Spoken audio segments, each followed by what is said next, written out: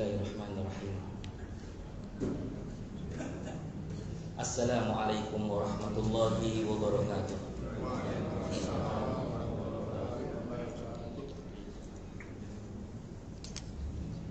Alhamdulillah alladzi hadana li hadza wa ma kunna linahtadiya laula an hadanallah.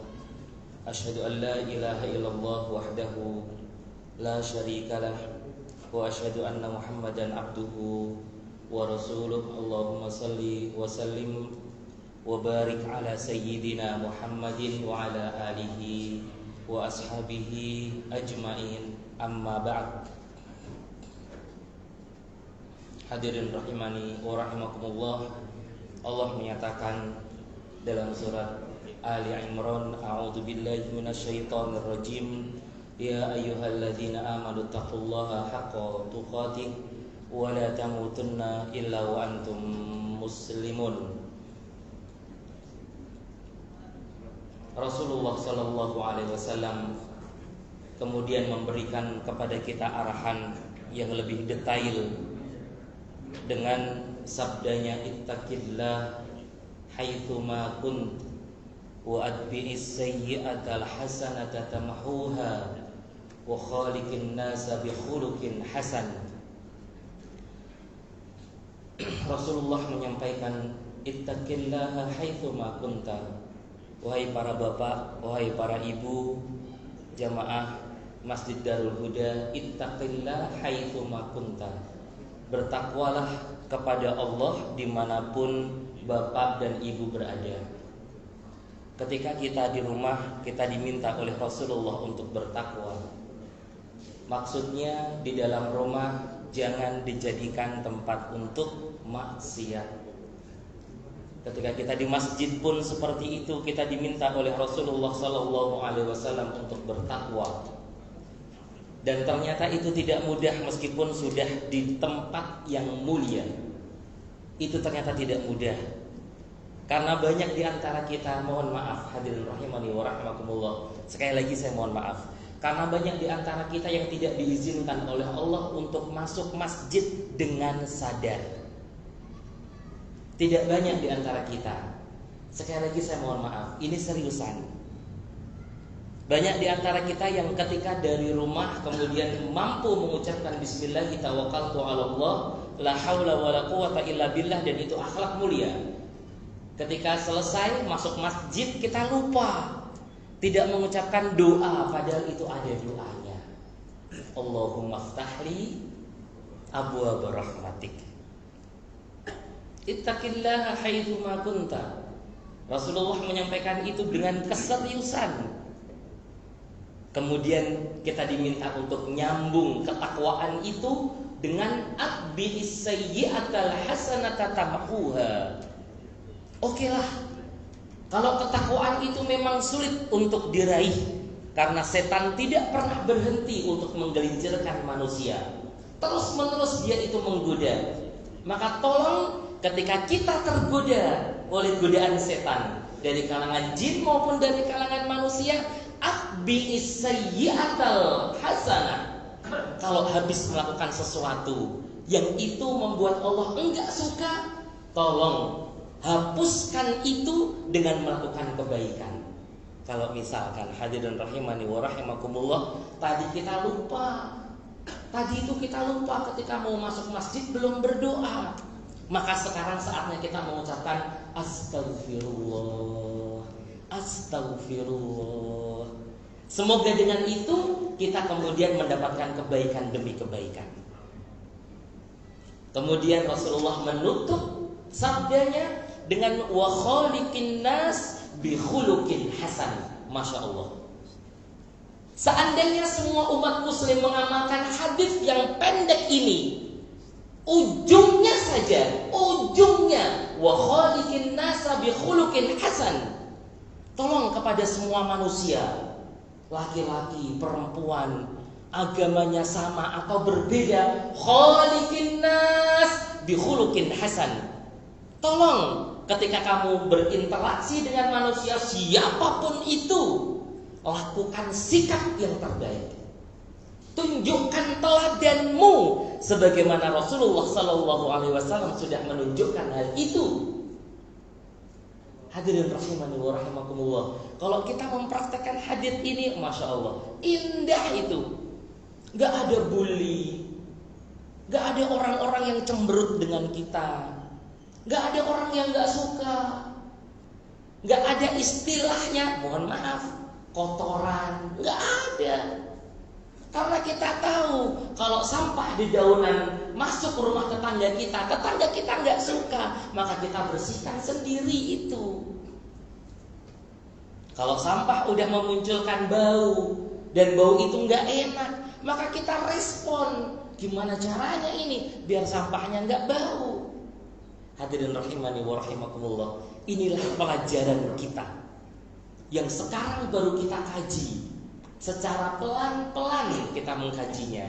Dan sekarang sudah sampai pada akhlak mulia yang berkaitan dengan tawakal. Hadirin rahimani wa rahimakumullah.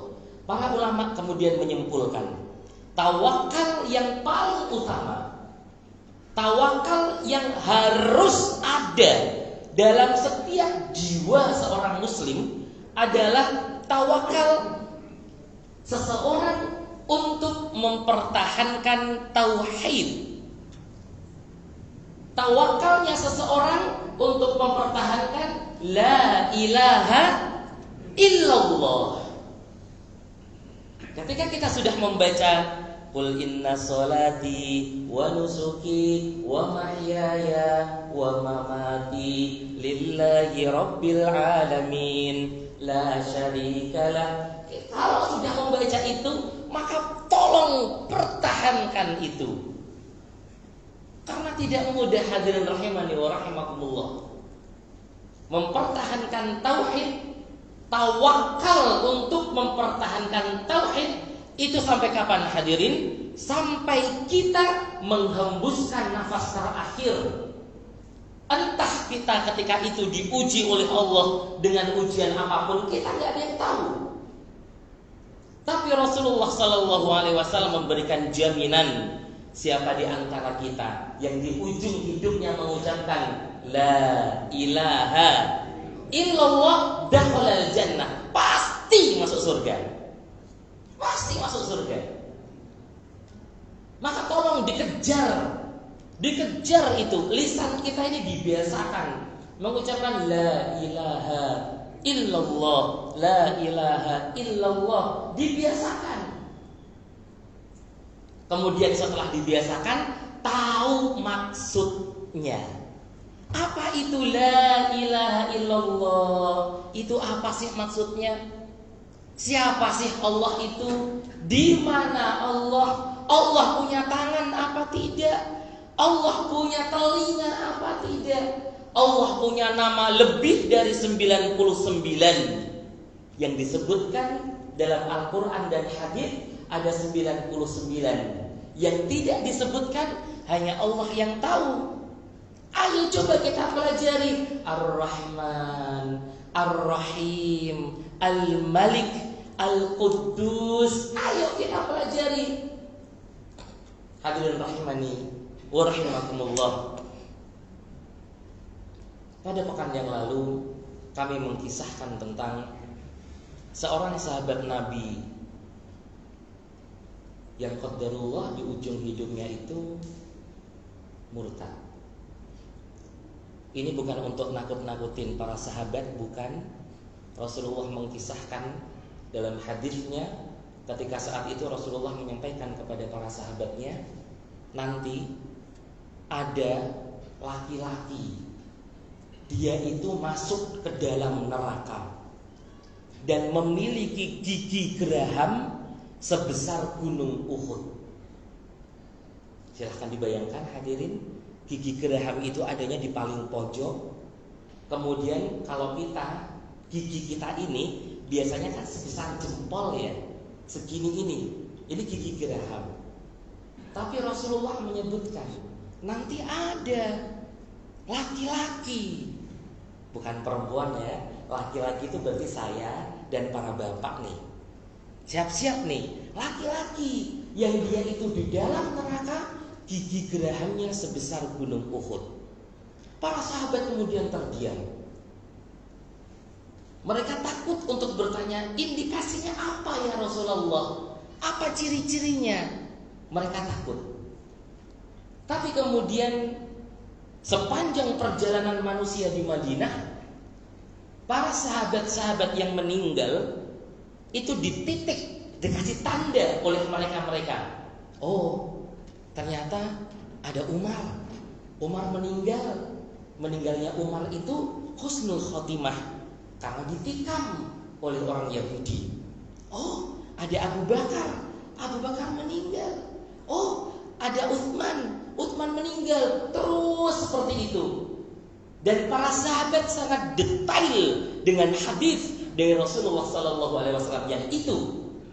Sampai ujung di akhir kehidupan para sahabat tinggal 2 orang sahabat Nabi. Yang saat hadis itu dibacakan, dia mendengar langsung. Yang satu namanya Abu Hurairah, yang satu bernama Ar-Rijal Ibnu Unfuwah. Abu Hurairah mulai menangis. Tinggal 2 orang. Kalau enggak aku, ya dia.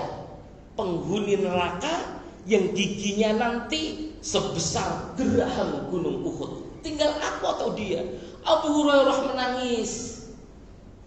Kemudian hadirin rahimani wa rahimakumullah, ada utusan yang saat itu diminta untuk menyampaikan Al-Quran. Dan itu adanya di pinggir-pinggir kota Madinah. Kalau sekarang mungkin bahasa kita guru ngaji. Nah, mereka diutus. Kemudian singkat cerita, ada kasus Musailamah Al-Kadzab. Itu sedang dalam kondisi yang permusuhannya kepada Islam luar biasa. Kemudian Musailamah Al-Kadzab ini, mereka mencari teman, mencari sekutu. Mereka mulai menyampaikan trik kepada orang-orang Islam. Kau mau gak ikut aku aja? Udah deh, kalau ikut aku tenang, dunia kamu beres. Istri kamu terjamin, anak kamu terjamin, rumah kamu terjamin, semuanya aman. Syaratnya cuma satu, tinggalin Islam, ikuti aku. Hadirin rahimani wa rahimakumullah, ternyata Allah itu memberikan hidayahnya kepada Abu Hurairah dan mencabut hidayah itu dari Ar-Rijal Ibnu Unfuwah. Ar-Rijal bin Unfuwah kemudian berbalik dari Rasulullah SAW dan umat Islam. Mereka Ar-Rijal bin Unfuwah dan Musailamah Al-Kadzab berdua kemudian mulai, ya udah deh, kalau gitu biar keluargaku aman, anak istriku aman, aku ikut Musailamah aja. Aku akan meninggalkan agama Muhammad dari sekarang. Sudah. Sahabat Nabi punya hafalan Al-Quran, pernah bertemu dengan Nabi yang kalau tawakal terhadap tauhidnya itu diteruskan, maka akan muncul radhiyallahu anhum wa radu anhu. Allah itu ridho kepada para sahabat, dan sahabat pun ridho Allah sebagai Tuhan mereka. Kalau sudah seperti itu surga. Tapi Allah mencabut hidayah itu dari Ar-Rijal Ibnu Unfuwah. Mati dalam kondisi murtad. Padahal harusnya dia menjadi seorang sahabat Nabi. Harusnya mendapatkan doa dari kita seluruhnya, hadirin rahimani wa rahimakumullah. Tapi karena Rasulullah itu janjinya benar, prediksi Nabi tidak pernah meleset, maka benar tinggal 2 orang sahabat Nabi yang saat itu mendengarkan langsung hadits ini dari Rasulullah SAW. Akhirnya Abu Hurairah ditetapkan hidayahnya, sedangkan Ar-Rijal bin Unfuwah dicabut itu hidayahnya. Ini pentingnya tawakal yang paling utama. Kita meminta kepada Allah serius, fokus, konsentrasi untuk terus-menerus mendapatkan hidayah. Jangan sampai terputus meskipun sekejap mata. Maka ada zikir, ya Hayyu, ya qayyum bi rahmatika astaghith aslih li sya'ni kullah wa la takilni ila nafsi tarfata ain. Ya Rabb, jangan engkau tinggalkan aku meskipun sekejap mata. Tolong lihat aku ketika aku berbuat taat, tolong terima ibadahku. Ketika aku berbuat maksiat, tolong tegur aku dengan caramu. Misalkan ketika kita seluruhnya hadirin rahimani wa rahimakumullah, Allah izinkan kita itu punya keluarga, ada istri, ada suami, ada anak. Masya Allah, kita bersyukur kepada Allah. Tapi tolong hadirin rahimani wa rahimakumullah, tawakal kita, khususnya seorang suami, untuk mempertahankan hidayah di tengah keluarga mutlak menjadi kurikulum rumah tangga. Harus. Para suami itu ternyata tidak cuma memiliki tugas mencari nafkah, tidak. Para suami itu ternyata bukan cuma diminta untuk mensukseskan program keluarga, tidak cuma itu. Ternyata para suami, sesuai firman Allah surat At-Tahrim ayat yang ke-6, Allah mengatakan, ya ayyuhalladzina amanu qu anfusakum wa ahlikum naro. Wahai para orang-orang yang beriman, khususnya bapak, khususnya kepala rumah tangga, qu anfusakum, jaga dirimu wahai para ayah, wa ahlikum, dan keluargamu dari jilatan api neraka. Jaga. Itu tugas utama bapak, dan itu tidak mudah. Banyak para ayah yang dalam tanda kutip mendapatkan kesuksesan duniawi, hartanya melimpah, anak istri dilihat, oh rumah tangganya sepertinya baik-baik aja, nggak pernah ada pertengkaran, anak-anaknya juga sekolahnya di tempat yang baik. Tapi kalau seorang ayah tidak mampu memainkan peran untuk menyelamatkan keluarga dari jilatan api neraka, dia sukses di dunia, gagal dia di akhirat. Bahkan hadirin rahimani wa rahimakumullah, ketika seorang bapak, saya mohon maaf, ketika seorang bapak kok ternyata belum mampu membaca Al-Quran, tolong hadirin rahimani wa rahimakumullah, tolong pada para ayah, ayolah kita latihan lagi baca Quran. Buat para bapak belum pernah mengajarkan mandi besar untuk anak laki-lakinya, ayolah tolong ditanya putra-putranya. Saya alhamdulillah atas izin Allah masih punya bapak. Usia bapak saya 85. Setiap kali bapak saya bertemu dengan saya, nasihat yang diberikan itu cuma satu, sholatmu itu gimana? Itu saja. Karena betul yang namanya aktivitas yang akan dihisab pertama itu adalah sholat. Dan bapak bertanggung jawab betul terhadap sholat keluarganya. Ngaji Qurannya tolong dilihat, sholatnya sudah benar atau belum, doa-doanya seperti apa yang anak-anak baca, yang istri baca, tolong dicek, tolong dilihat. Nanti kalau ada waktu panjang, mungkin setelah kajian Minhajul Muslim, ada 19 checklist untuk para ayah sebelum para ayah itu meninggal, khususnya yang berkaitan dengan tawakal, khususnya tawakal dalam kaitannya terhadap Allah. Apa benar anak-anak kita itu tawakal kepada Allah sudah lurus? Apa benar anak kita itu sudah orientasinya nanti ke surga? Jangan-jangan orientasinya masih mikirin dunia terus, mikirin jabatan, mikirin anak istri, mikirin rumah, mikirin kendaraan. Pada saat yang sama, sholatnya belum baik, sholatnya belum sesuai sunnah Nabi, ngajinya masih belum tepat panjang dan pendeknya. Hadirin rahimani wa rahimakumullah. Akhlak kepada Allah kaitannya dengan tawakal. La ilaha illallah ini gak boleh putus diajarkan di rumah setiap hari. Setiap hari. Kepada istri, boleh silahkan ajak suami itu untuk sekali-kali ngajinya tuh bareng.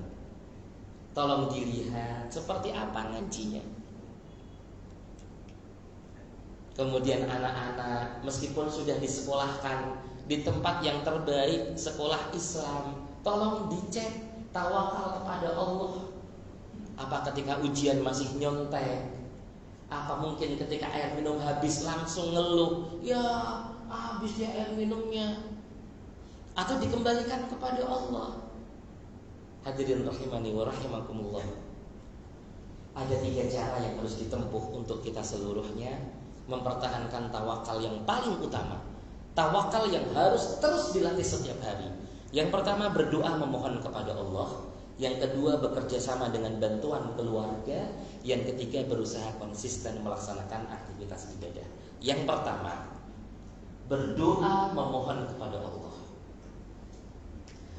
Kalau hadirin sudah punya zikir dan doa yang biasa diucapkan, seperti Rabbana la tuzigh qulubana. Terus gimana hadirin? Ba'da id wa hab lana innaka, masya Allah, terima kasih sudah hafal. Atau dari Rasulullah sallallahu alaihi wasallam, Allahumma inna nas'aluka imanan la yartad wa na'iman la yanfad wa nas'alu murafaqatan nabiy sallallahu alaihi wasallam fi daril qulub. Atau ya muqallibal qulub. Sudah hafal? Alhamdulillah. Kami menambahkan satu. Ini doa penting hadirin rahimani wa rahimakumullah. Allahumma inni as'aluka fi'lal khairat. Kita ucapkan bareng-bareng Bapak Ibu ya. Bismillah. Satu. Allahumma inni as'aluka fi'lal khairat. Silakan. Wa tarkal munkarat wa hubbal masakin wa antaghfirli wa tarhamni wa idza aradta fitnata qaum fatawaffani ghaira maftun wa as'aluka hubbak wa hubba man yuhibbuk wa hubba amalin yuqarribuni ila hubbik.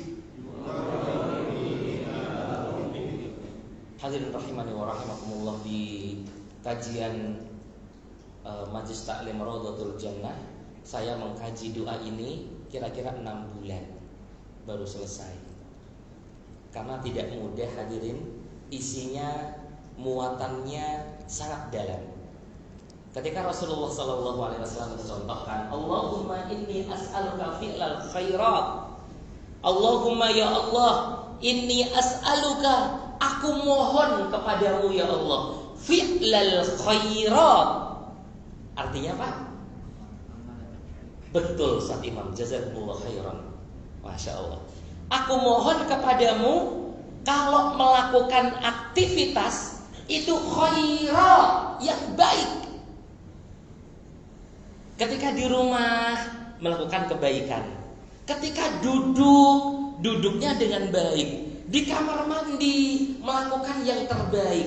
Buka nutup keran, itu pun dengan cara yang terbaik. Ketika mencuci baju, mencuci dengan yang terbaik, menjemur baju, seterusnya.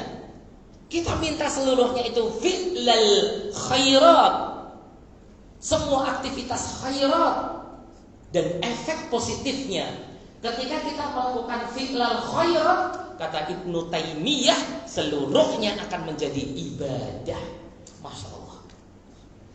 Coba minum fi'lal khairat, tidak menggunakan tangan kiri, menggunakan tangan sebelah kanan. Kemudian gak langsung, mohon izin kalau sedang dalam kondisi haus yang bersangatan, bukankah kita kalau minum begini Pak, begini kemudian wah begini ya, dari nggak langsung disedot tapi dari atas celuguk hilang itu dahaga. Ternyata itu nggak khairat, itu nggak baik. Fi'lal khairat itu meskipun haus banget, 3 tegukan, berhenti. Coba siapa yang bisa kalau nggak minta sama Allah? Belum lagi makan, hadirin rahimani wa rahimakumullah. Mungkin kita nggak tahu ini ayam ini disembelihnya dengan membaca basmalah apa tidak. Udah nggak usah tanya, bismillah kita beli di tempat yang memang tahu kita tempatnya. Hadirin rahimani wa rahimakumullah. Kemudian ketika makan, Rasulullah memberikan arahan kepada kita. Makannya Nabi itu dibagi berapa hadirin? 3. Yang setengah untuk makan besar, yang setengah untuk air, yang setengah untuk coba. Kalau pas kita kondangan bisa? Bisa. Jangan nggak bisa. Pas kondangan harus bisa. Di sana ada minum, ada yang warnanya merah. Pengen minum yang warnanya merah. Di sebelahnya ada air putih, ambil air putih. Di sebelahnya ada es krim, ambil es krim. Hadirin rahimani wa rahimakumullah. Ayo, pelan-pelan ini kita mencoba mendapati setiap aktivitas kita seluruhnya fi'lal khairat. Dan ini nggak mudah. Tawakal di sini ini nggak mudah. Apalagi berhadapan dengan menu makanan yang memang kita suka. Masya Allah. Berikutnya, wa tarkal munkarat. Kita mohon kepada Allah untuk bisa menjauhi semua yang munkar. Rasulullah tidak menyebutkan di sini yang haram. Coba hadirin, betapa mulianya Rasulullah SAW kepada kita. Rasulullah nggak menyebutkan di situ wa tarkal muharramat, yang haram, enggak, tapi yang munkarat. Kenapa seperti itu hadirin? Agar kita betul-betul tawakalnya itu utuh kepada Allah. Kalau yang haram, insya Allah kita tahu seluruhnya. Tapi yang munkar, yang munkar hadirin rahimani wa rahimakumullah. Ulama misalkan udah sepakat ini haram, kemudian ada satu ulama membolehkan halal, begitu, itu namanya munkar. Hadirin rahimani wa rahimakumullah. Ayo kita berhati-hati lagi dengan yang munkarat. Kemudian kita meminta kepada Allah wa hubbal masakin. Masya Allah, berat. Wa hubbal masakin, cinta, sayang, seneng kepada orang-orang yang miskin. Wa antaghfirli wa tarhamni, dan tolong ya Allah, ampuni semua dosaku dan rahmatilah aku ya Allah. Setelah diampuni dosanya, tolong ya Allah rahmati aku. Wa idza aradta fitnata qaumin, ya Allah, kalau engkau ingin ya Allah, engkau membuat ujian kepada sebuah komunitas tertentu, fatawaffani ghaira maftun, dan aku ada di dalam komunitas itu ya Allah, tolong jangan matikan aku dalam kondisi terfitnah. Masya Allah. Ketika misalkan hadirin rahimani wa rahimakumullah, saya ambil contoh salah satu di Indonesia, pernah terjadi gempa bumi, kemudian ada bangunan yang runtuh. Kemudian di antara bangunan yang runtuh itu, karena enggak cuman gempa bumi, tapi ada hujannya, ada badai, ada banjirnya, beberapa jenazah kaum muslimin itu tersingkap auratnya. Tapi ada beberapa jenazah kaum muslimin yang tertutup rapih auratnya. Dia meninggal dalam kondisi seperti itu, tapi auratnya semuanya tertutup. Itu maksud dari hadis ini. Kalau Allah menginginkan ujian, mungkin bencana atau ini dan itu, kepada satu komunitas tertentu, tolong wafatkan aku, karena aku memang di dalamnya. Wafatkan aku dalam kondisi tidak terfitnah, tidak tersingkap aurat, tidak kelihatan ini dan itu, aib kita diselamatkan oleh Allah dan lain sebagainya. Wa as'aluka hubbaka, ya Allah aku mohon kepadamu hubbak, cintamu, wa hubba man yuhibbuk, dan cinta siapapun orang yang mencintaimu. Jadi orang-orang yang mencintai Allah, tolong berikan cinta orang itu kepadaku juga. Wa hubba amalin yuqarribuni ila hubbik, dan berikan aku cinta melakukan sesuatu aktivitas yang menjadikan aku semakin dekat kepada cintamu. Sholat, ini aktivitas yang dicintai Allah. Ngaji, aktivitas yang dicintai Allah. Maka tolong ngaji, sholat, istighfar, tawakal, berwudu setelah kita berhadas, itu menjadi hobinya orang beriman. Hobi kita itu nggak cuma membaca. Hobi kamu apa? Baca. Bagus hobi membaca. Tapi tolong tambahkan hobi yang lain selain membaca. Apa itu? Sholat. Apa hobi kamu? Istighfar. Apa hobi kamu? Bersuci setelah hadas. Apa hobi kamu? Bangun malam. Apa hobi kamu? Saum sunnah Senin Kamis. Hadirin rahimani wa rahimakumullah. Doa yang tadi sudah kami sampaikan, yang Bapak dan Ibu sudah hafal, tolong itu terus diulang. Jadi wajib seakan-akan. Setelah sholat ada doa itu, silahkan. Ketika antara adzan dan iqamat, baca doa itu. Rabbana la tuzigh qulubana.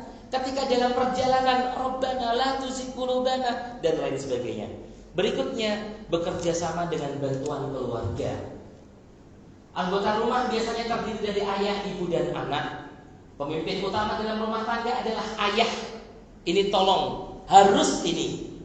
Jangan sampai di keluarga-keluarga muslim yang jadi pemimpin adalah ibu. Kenapa ibu? Alasannya misalkan salah satunya, kan aku yang punya duit, aku yang bekerja. Kan ayah sekarang di PHK, ayah nggak bekerja, otomatis aku dong pemimpin rumah tangga. Nggak boleh. Harus bapak yang jadi pemimpin rumah tangga, karena bapak harus punya konsep gimana caranya menyelamatkan keluarga di dunia dan di akhirat. Tawakalnya gimana? Caranya seperti apa?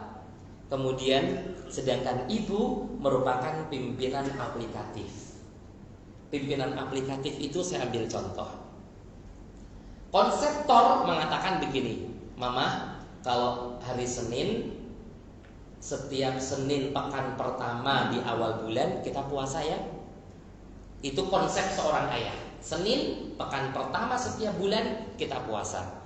Ibu pimpinan aplikatifnya. Ketika ayah sudah mengatakan begitu, ibu akan merubah jadwal masak pagi. Jadwal masak paginya enggak jam 6, tapi jadwal masaknya jam 4. Bisa dipahami, Pak? Ini seperti ini, harus bisa.